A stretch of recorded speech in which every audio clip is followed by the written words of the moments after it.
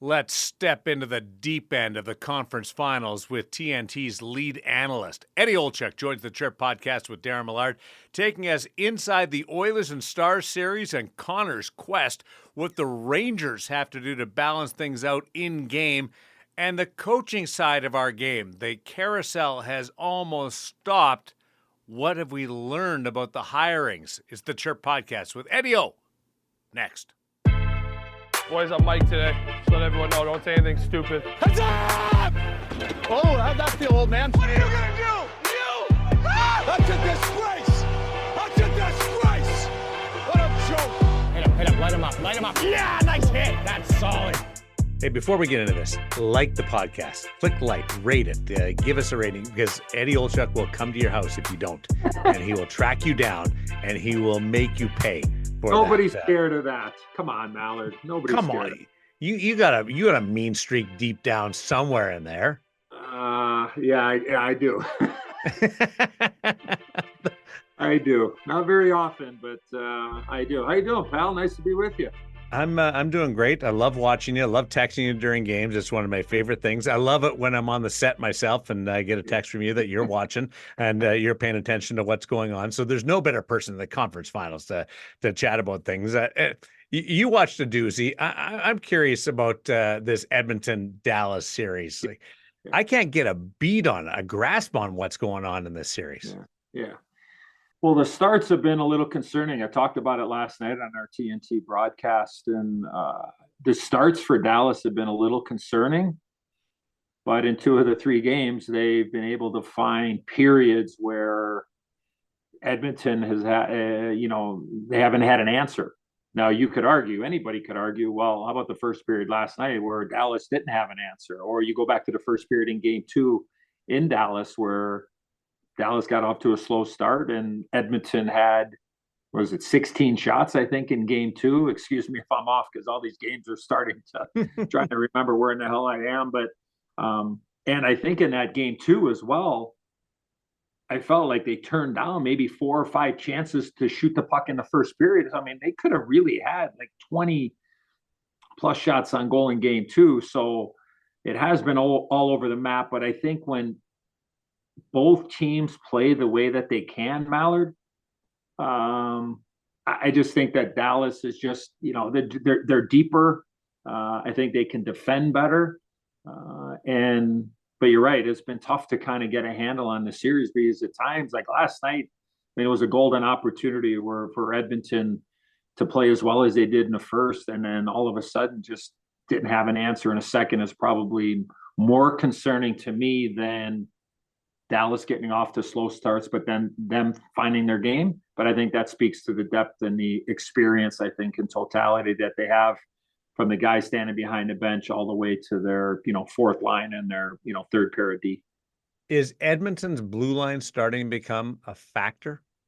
You know what? I like the way they played. I got in an argument this morning with somebody in the lobby about, they're sitting there picking apart the D and whatever. And I'm like, well, time out here. I don't think Edmonton is in the spot they are is because of their defensemen. Now, you want to maybe argue their team D at some point, but I don't think that that's the case. And I don't look at last night, the goal, Robertson's hat trick. Skinner, he left the post early, but it became a game of chicken. And when you're a forward down there, and I guess you could argue that how can the guy have that much time standing off the side of the net with the puck and waiting and playing that game? It's almost like, when I talk to young hockey players about just offense and goal scoring, because that was something that, that I was able to do in my career, it was like, you have a lot more time than you think. And a guy like Jason Robertson was almost like, okay, 1,000. All right, let's see. It's about 8:55. And now it's, you know what I mean? Like he didn't panic right away. I got to get rid of it because somebody was coming on him. He recognized that I got time to hold on to this and maybe play that game and hope that Skinner would open up a hole. And that thing was like, it was like that. And he was able to find it. So I give him credit. But back to the heart of your question, like, I like the way that Edmonton team defense has played. Throughout the playoffs, I caught him in game 5 in round 2 against Vancouver. And that game, they had nothing. That was the second period in that game. I think Vancouver had 16 or 18 shots and they just they ran out of gas, especially the big boys, because they had come off 3 straight games where they had played, I think, and again, I'm just, around about numbers, but it was like Leon and Connor played like 24, 28, 29 minutes in those games from, 2, 3, 4. So I think in game 5, they just ended up hitting, they just hit a wall. But I think I think it's more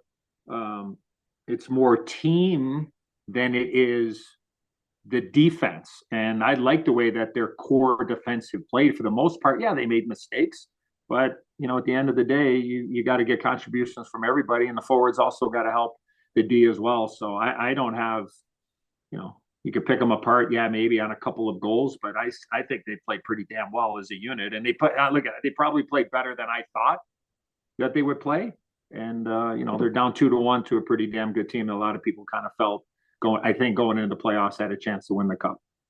Does either side have to make an adjustment here, or do you just roll it back out? I think more for me for Edmonton would be the last 2 games that Chris Knobloch has decided to load up and put the big boys together. It's been pretty quiet. Third period of game 2 in Dallas, not a lot going on. Last night, late in the second, and then in the majority of the third, not every shift, but the majority of the shifts, he had the big boys together and not a lot going on. So for me, that would be one of the adjustments, because Dallas has made line adjustments, right? Like they both got 2 guys that came in and did a really good job last night, right? Like Back and Henrik. So you're going to toy and tinker with your lines, from that aspect of it. But that would be for me, I would be looking at that if I'm Edmonton and going, look at least right now, it's not working with Connor and Leon. And we know all it takes is 1 shift and they could get 2 goals. I understand that, but at least for now, I would try to find a combination and just and roll with it now and keep them separated for now. But then you come off a penalty kill like Coach Knobloch has done. You come, you're approaching a TV timeout if you want to try to load them up.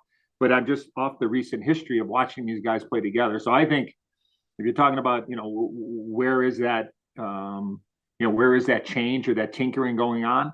I think it's more on the Edmonton side to trying to figure out on their forward side. Even though they had an unbelievable first period, it just seemed as the game went on, it was a battle for them, and they really, they just couldn't find that combination. And it's all about adjustments, and we'll see, what Edmonton is able to do here for obviously a gigantic game 4 for them. What did Roope Hintz do to allow Jason Robertson to get going? Well, there's familiarity there, but I mean, he's a tremendous puck pursuer. I talked about him last night on our TNT broadcast in the Open, where he is one of the better puck pursuers in the National Hockey League. And what I mean by that is that when he is approaching a puck carrier or a couple of guys that are maybe looking to make an offensive play, he just has the unbelievable ability to be able to put you into a spot where you thought you had options, Mallard, but all of a sudden now when he gets on top of you, it's like, oh man, I got no options. And, the puck is going to get turned over, or the simple play is going to be off the glass into the neutral zone, and then it's a mad scramble for there. So that's the one thing. But I mean, the skating ability, the pressure ability, somebody that can play in every situation for Coach Pete DeBoer. And he has, like I said, that chemistry. I mean, the play that he made on Robertson's first goal was a simple play to keep the play alive. And then the puck came to him below the goal line, and it went off his stick, off his pant. Yeah. Right? And now the puck bouncing and selling, and he gets it, he settles it down. And now, Edmonton, Hyman and McDavid, they were thinking the puck was going to get out of the zone, and it didn't. And that allowed Robertson just to get a little separation on Connor. And Hintz just put it in a spot where he just put it on a tee for him. Like to see Bouchard either get right in the way of that or get the hell out of the way, because, I don't think there's any doubt that he screened Skinner on that play. But Hintz is just, he's a game breaker. And if you're going to win, and you saw it up close and personal, last year, I mean, you got to have game breakers. And if you don't have any, it makes life really, really difficult in the National Hockey League. But Hintz is a game breaker. And it doesn't mean he's going to get points, but I think he has the ability to facilitate plays just because of his great speed and his great stick. The best, I'm going to say he's in the area code of the guy that I'm going to tell you, because of his IQ and because of his skating ability. But the best puck pursuer that I've seen in the last, I'm going to go 24 years, it is Marian Hossa. Marian Hossa was a guy where he would just be relentless, and he knew what you were going to do before you actually, got the puck on your stick, as if you were going to be the offensive guy. And he would just angle you, and he would shut down so many plays. Marian Hossa, I don't think he gets credit. He was a physical player. He would not necessarily try to run you through the end boards, but he would just be able to get a body on you enough to really, shake you up a bit and then be able to take the puck away. Hintz has a lot of those attributes. And when you have a guy like that, and you play with a guy like that, and a guy like Robertson is so smart and cagey, he can read off of that play and then be able to put himself and know that, okay, well, this is where I know where Rope is going. So my experience tells me I'm going to find my way into this area, and then we're going to have a better chance of sustaining some pressure. So he made obviously huge impact, and he was good in the first period. And I know the team wasn't, but he was there. I thought he was their best player in the first period. Hintz. And then all of a sudden everybody jumped on his back in the second, and we know what the hell happened there when they had I think they had 29 shot attempts, and they only had 14 shots on goal at that particular time. And Edmonton, really didn't even have the puck at that time in the second period. So he made obviously a huge impact, not just because of the two apples that he had yesterday. Now, Dallas is disciplined. So does Edmonton want to get into this working the officials thing to try to get more power plays, or do they even have an argument here? Well, I'm okay with politicking, and if you see or whatever, I'm okay with it. If there have been some calls that have been let go, I would say for sure. But I've seen on both sides. You mentioned Edmonton in particular. I didn't like the call on the on the Hyman Marchman. I went down in my living room. It was such a hard blow. That was a pretty good. Now, look at, in fairness to Steve Kazzari, where he was lined up. My water here, and he was way back about 40 feet. So all he saw was Hyman and Marchman. And Marchman obviously has been called for a few this year, and I think that was number 3 or whatever the number was.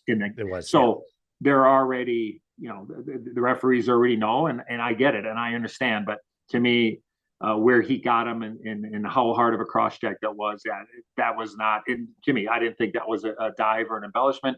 But anyways, they did get the call on that one there, because I think it should have just been a power play for Dallas. So would that help Edmonton? Yeah, absolutely. And when you do get the power plays and you generate, Mallard, sometimes you may not score, but it's going to build that momentum, right? And that power play's got a pretty darn good chance of building momentum for your team. Now, whether they score or not, and they're in a little bit of a dive here, but it's inevitable. When you're going at 40% or 45%, I said, it's going to even out a little bit. And I said this.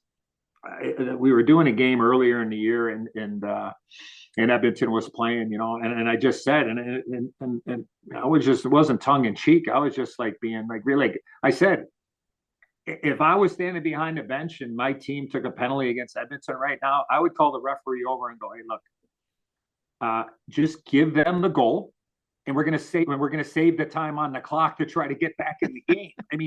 Just, that's how automatic that this power play has been at times. But right now they're obviously going through a difficult time. Some of it is their lack of execution. I think Bouchard's got to be the focal point here moving forward. It should be no hesitation. Anytime he gets a lane, he should shoot the puck, because then Dallas will have to really respect that. And then I think that'll open up all those other plays. So anytime any power play, you got to simplify. So I think that would be the one area. But working the officials and talking about it. I'm okay with it. There's a lot of gamesmanship that goes on. It happens a lot. It happens behind the scenes. It happens out in public. And do they have a beef? Yeah, probably. But I think that both teams would have a beef because I think they've let them play to this point, and I think that certainly favors Dallas. With the way that the games have gone. Nothing I don't think outlandish, but I think maybe a power play or two at the most, either way. Can't believe I'm going to say this, but I saw Bouchard with a puck in the top of the circles, and he passed to Draisaitl on the power play, and I thought, I know, shoot it. I know. Draisaitl's automatic. I think I drew up on the telestrator. I had my crayons working last night, and I think it was one of those where he got it, and then he just deferred, and he got it to Connor, and then McDavid kind of circled real quick and took a quick shot, which I liked. But yeah, again, any power play, you got to simplify. And if they do that, eventually they're going to get a bounce. And if anything, it's going to give the PK guys something to think about and go, okay, you're going to have to take away something, and they're going to get something. What do we want right now? And I think right now for Edmonton, it is that anytime that there's a lane there, everybody's got to understand where that puck is going. Can you believe how much you're motivating the New York Rangers right now? Your 94 team? Like everything's coming together. Like it's unbelievable, the synergy between 94 and 24. Yeah. First off, where in the hell is 30 years gone? I know. It's, you know what? It's flipping depressing. I'm just going to tell you, it's depressing. It's funny, real quick. I got to tell this story. I think you know this, but maybe some people out there don't. So obviously, we won the Cup 30 years ago.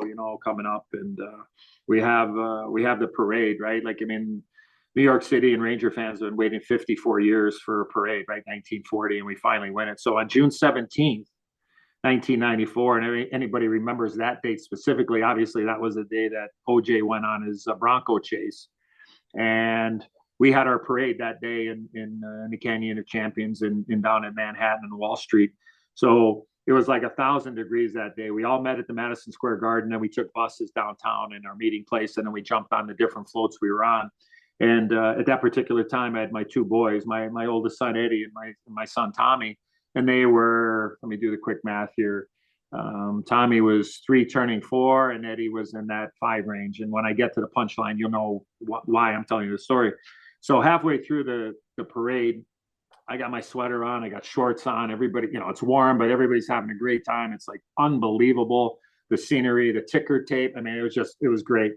And like halfway through the parade, my oldest son, Eddie, he's tugging on my shorts, and I said, "Yeah, Eddie, what's up?" And he goes, "Dad, thanks for inviting all these people to my birthday party." That was his birthday. His birthday's June 17th. And so he would turn 5 years old. And I'm like, Eddie, let me just tell you, this will be the biggest birthday party you ever had. So don't get used to it. I mean, I'd like to give you another one next year at this time, but he goes, oh, he made some kind of comment. I don't even think he really understood. But when he said that to me, it was like in this whole mass of humanity and excitement, and being a very small part of a team that brought New York fans, Ranger fans, New York City, a Stanley Cup for the first time in 54 years, Mallard. It was just like, wow. Like, my son turns 5 years old, and he's thanking me he thought I've invited all these people to his birthday party. And then, of course, that's the Tikin, and he grabs my youngest son, Tommy, and he grabs him by the waist, and then he flips him upside down, and he's hanging him over upside down the float. We're cruising around, and he's raising them up like the Stanley Cup. My wife's over there freaking out. I'm like, it's only Teak. Don't worry about it. He doesn't know what he's doing anyway. So, but yeah, it's like I said, it's hard to believe it's 30 years. And somebody did ask me this. I'll just get this out here now. So somebody did ask me, like, you like to compare eras and, players in certain areas. I've said before, I said, look, if Gretz and Mario played in today's game, each one of those guys would have 200 plus points every year. Let's just make it perfectly clear. Okay.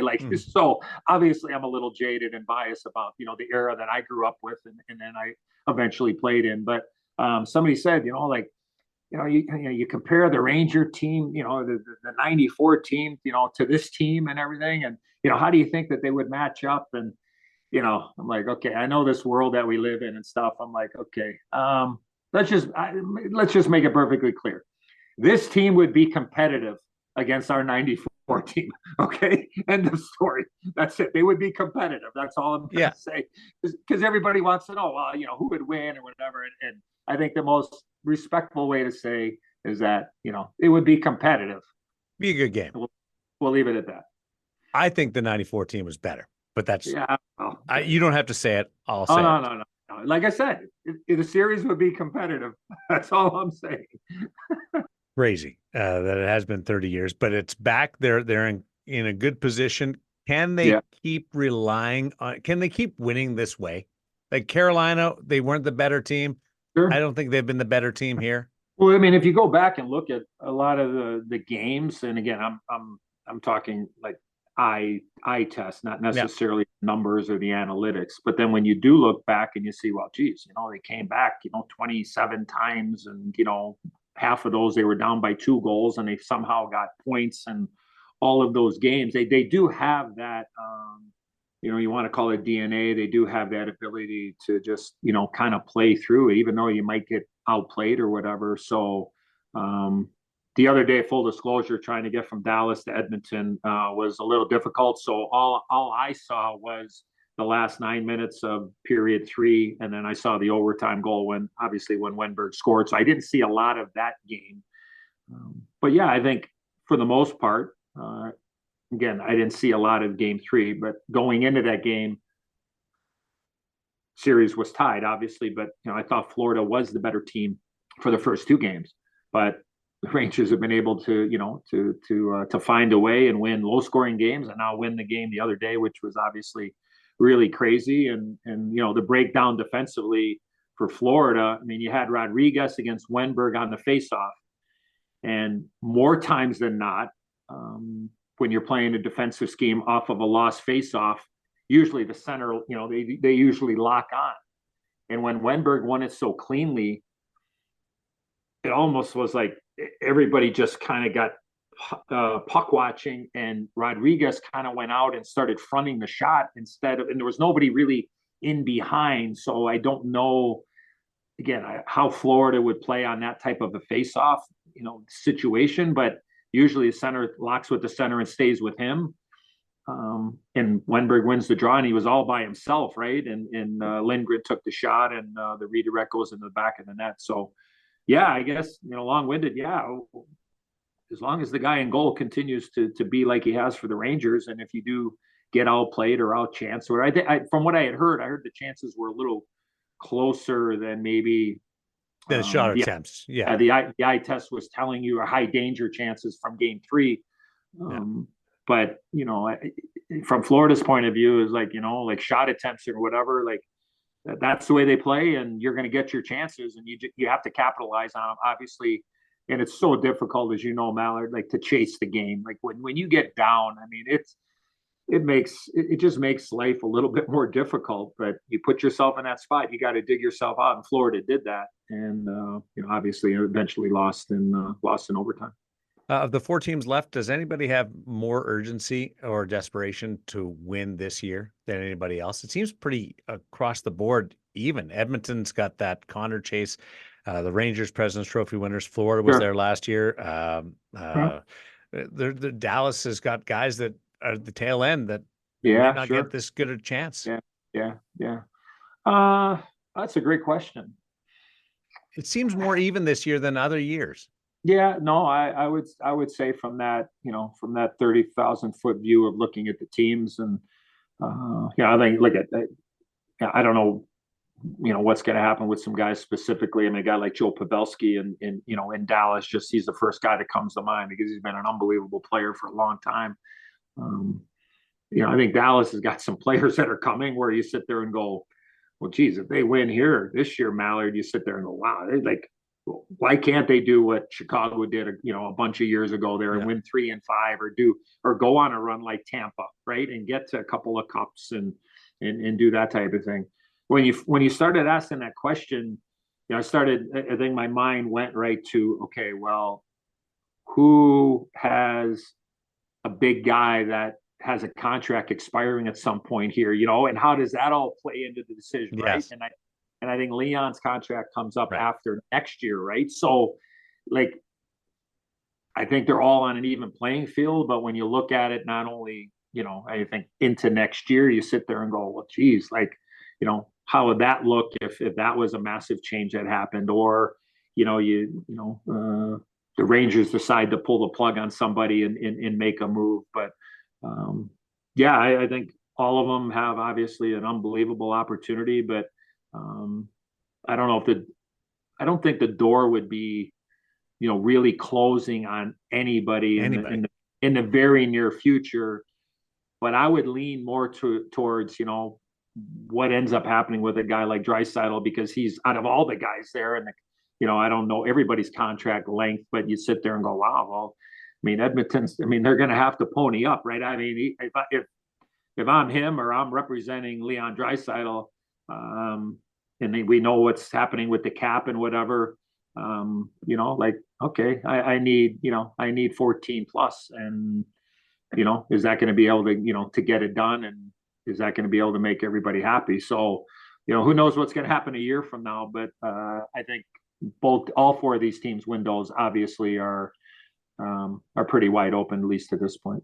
Leave you with this. I love talking coaching with you because you've been behind the bench and you're super honest with me when we have our discussions. But we've gone through this coaching carousel, and LA and St. Louis hired the interims, Seattle and Winnipeg promoted from within. And then you had New Jersey, Toronto, Ottawa, and Buffalo bringing guys that coached in the last year. Did we learn anything about where this game's going here? New Jersey put two guys that coached in the same staff last year in different spots. Right. Yeah. I mean, I think any time that this does come up, Mallard, I mean, whether it's, out in public or in private, I think I've always tried to do, because I don't think that we as a league, and, I have a microphone, most nights that I'm working, I try to, open up, at least ideas or mention of assistant coaches that I think deserve opportunity. I shouldn't say deserve, but should be thought of much more. Because if you watch NFL games and you watch NBA games and even Major League Baseball, and I love baseball and I'm always watching, and those leagues do an unbelievable job, and their coach and the head coaches or managers or whatever you want to call it, they do an unbelievable job of promoting their guys. I don't think we do a good job at all of promoting coaches' right-hand people that are there with them and go, you know what? Yeah, it'd be really hard to lose this guy or this staffer. But you know what? This person has aspirations of being and really, really promoting. And that's something I like I said, I look at two guys, and Scotty Arniel was one guy. And then the other guy's been Joey Sacco, who is in Boston, who there is no doubt in my mind, he should be a coach in the head coach in the National Hockey League. You look at all the guys that have had runs the first time around, right? Like, Bruce Cassidy, Craig Berube, guys that have had gigs, and then the second time, Rick Tocchet, the second time around, they've had success. Doesn't mean they win, but they've gotten their teams to the playoffs and whatever. And a guy like Joey Sacco, who was an assistant coach and he got an opportunity in Colorado, got him into the playoffs, and he got off to a rough start, and they decided to make a change. That's okay. But when you look at a guy like Joey Sacco, I mean, he's worked under Claude, he's worked under Butchie, Bruce Cassidy, and Claude Julien. And now he's working under Monty, Jim Montgomery in Boston. And he's a guy that, at least as far as I know, he's run the penalty killing. And you look at the Boston Bruins penalty killing numbers, and they've been unbelievable. I compare that like to a defensive coordinator in football, Mallard, right? And everybody's always, we're always, this guy's, he's the next. I'll be honest with you. I interviewed a couple of years ago with a couple of teams, and Joey Sacco was the first name I brought to the forefront of the teams that I was talking to about head coach, because I believe in that individual. I believe his character, his experience, and you just need somebody to open up a door for you. But I just don't think as a league, I'd be interested in what you feel, is I just don't think that our coaches and our game does enough to really help open up those doors for those guys and push for those guys a little bit more. So what does that do? Then the stream is open a little bit more for the guys that are in the American League, or the guys that are coaching in the USHL or in the Canadian Hockey League, to give them an opportunity to get to the next level. And, look, we're all creatures of habit. We all like the people that we have, and you don't want to lose these people. But I just think that it's kind of the way that we're going right now. And, where is the next John Cooper, right? Like Steve Yzerman, right? Like he pulled him out of the USHL and he got him into, I think it was Norfolk at the time. Don't quote me, but he got him in the American League. And obviously Coop is, I mean, if he's not the head coach for the Canadian Olympic team coming in a couple of years, I'd be shocked, right? Like that's just one example of, you had a guy like Stevie Yzerman, get this guy out of the USHL and get him to the American League and believe in him. And next thing you know, he's winning cups and he's going to 4 or 5 cups, whatever he's been to. So I know there's a lot there, but I mean, is that I agree. The spotlight is so much on the head coach, and our ability to interact with assistant coaches is not wide ranging by any means. Like it's almost like they're protected, they're hidden in a lot of cases. We don't know responsibilities. Do you know responsibilities of every assistant coach? We don't. Like it's sure. Yeah, I agree with you on that. Yeah, it is. It is about, again, look, I'm lucky because a lot of the assistants or a lot of the head coaches' relationships are built or have crossed paths or played with or played against. And, there's just that, for the most part, there's that common respect, even though, I'm a media guy and I'm a broadcaster, there's still that, for the most part, there's that lifeline of, having lived it, and there is that respect factor. But I like I said, that's my opinion. And I can go up and down and look at guys throughout the National Hockey League and just sit there and go, I mean, a guy like Johnny Stevens, right? Like, I mean, I think he did a really good job when he was in Philadelphia, I mean, young coach or what, okay. And then he gets the opportunity, he wins a couple of cups, I think, with Daryl, when Daryl Sutter was the coach in LA. And, I know he did a little interim, I think, at some point in LA, but there's a lot of guys. And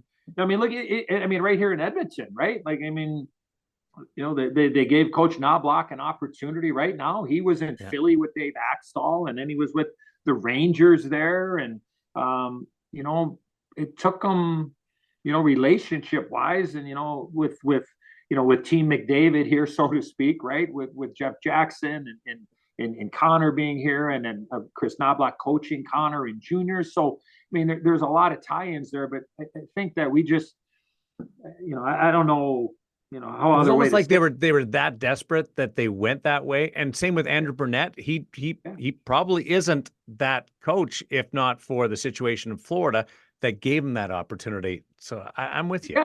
Yeah, no, I mean, but look, don't forget now. I mean, Bruno was in, he was in Colorado, for a period of time, and then he was in Minnesota, and he did some other things. But you're right. Look, I mean, he, after, he owned it.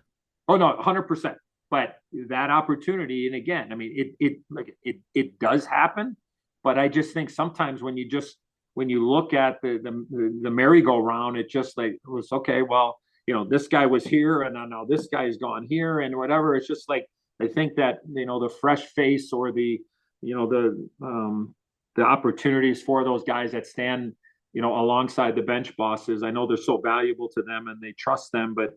I just think we can do it. I think we the game, we could do a better job of helping some of these guys if that's what their aspirations are. Look, there are some guys that are not head coach material. Let's make that perfectly clear. I understand that, and they're good with that. It doesn't matter what you think or what I want or what we think, but there are guys that maybe aren't getting pushed enough that I think could maybe do a hell of a job for some team, whether it's in 2 days or in 2 years. Kept you way too long. go get a refreshment. I know you got water there, but go grab a Slurpee. Like 7-Eleven. That's your thing now. Like I text you all the time. Every time there's 7-Eleven on the clock, you're talking about Slurpees. Winnipeg, we know it. Yeah, well, you know what? Look at the president and CEO of 7-Eleven is a Chicago guy. He's a West Point grad, the great Joe DePinto, who lives in Dallas, by the way. And I think he's on the advisory board, I believe, of the Dallas Stars. I can't believe you knew all this. Well, yeah, look, he's a Chicago guy, so I got to know him. You know, if you need a guy, I got a guy that has a guy. But and look at my bad last night though is I should have been a little bit quicker with our terrific director. Paul Hemming, nicknamed Chopper. Paul. Chopper, I should have told Chopper. I said, Chopper, next time it stops on 7-Eleven, just show me the decal on the helmet of the Dallas Stars. It's 7-Eleven. I said it. You know, it's the greatest gig in the world. But I don't know. When I was a kid. I mean, come on, to go to a 7-Eleven and get a freezer brain there when you inhale a Slurpee, that was like the greatest thing in the world. Best. Zach Whitecloud took it to 34th Street 7-Eleven in Brandon last year on his day with the Stanley Cup and filled it up because that's what he did as a kid. I love Whitey. Go Beavers. Go Beavers. That's awesome. Hey, thanks, Edzo. You're the best. Anytime, Malik. Great being with you, Val. Keep up the great work, man. I appreciate you having me on. Thank you.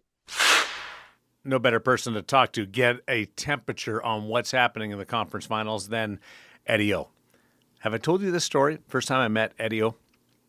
I was a new reporter in Winnipeg, Jets 1.0, first go-around of Winnipeg in the National Hockey League. Of course, the WHA team existed before that.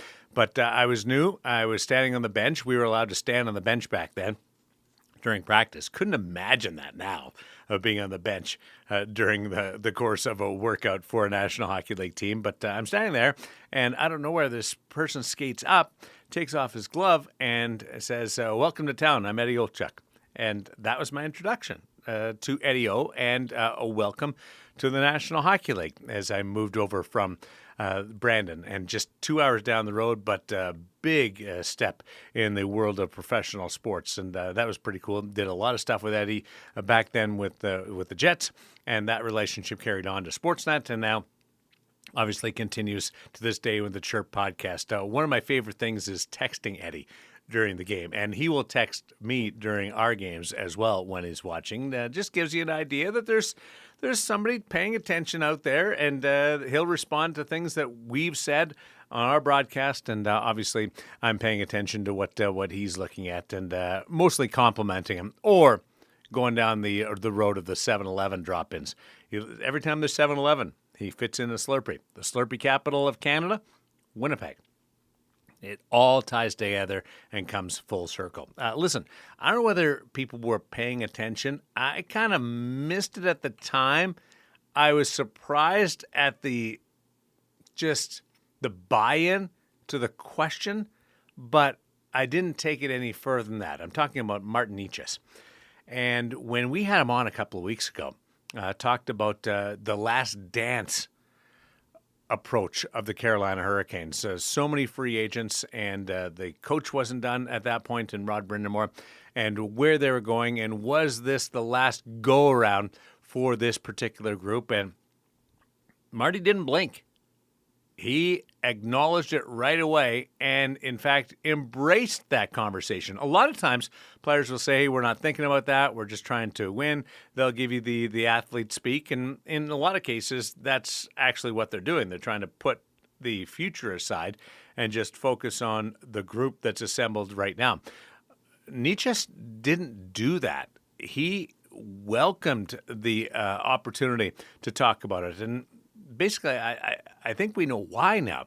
His dad was quoted at the World Championships talking about how Martin would accept a trade, would welcome an opportunity elsewhere. He's a restricted free agent, one of several contracts that the Carolina Hurricanes have to deal with, expiring contracts that the Carolina Hurricanes are going to have to deal with this offseason. And that is complicated by the Don Waddell situation, as he left the organization after a couple of years, a decade, running the Carolina Hurricanes. So that's interesting. And Waddell leaves a competitive team, and all signs point to joining the Columbus Blue Jackets. Why do you do that? There's some worrying there about the future of the Carolina Hurricanes. They're fiscally responsible. I do not begrudge them that at all. They are well down when it comes to payroll right now. Contracts committed.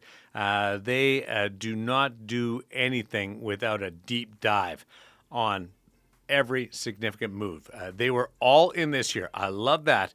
But with the way things are pointed right now, you've got to wonder whether it's going to be a step back for the Carolina Hurricanes. We'll watch with great interest, and we wish Don the best of luck, and Martin, whether you're a restricted free agent, they control things, but we'll see where things end up there.